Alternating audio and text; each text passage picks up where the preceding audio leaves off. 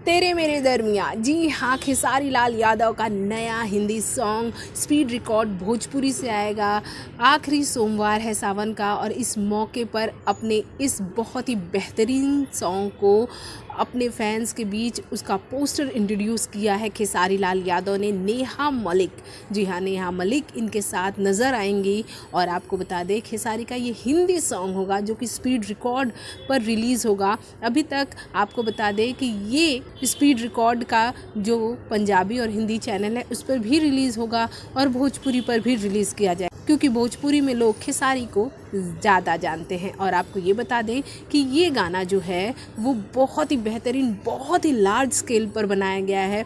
और खेसारी का ये जो सॉन्ग है ये एक रोमांटिक सॉन्ग है, पूरी तरह से रोमांटिक सॉन्ग है। काफ़ी दिनों बाद खेसारी लाल यादव कोई रोमांटिक सॉन्ग लेकर आ रहे हैं।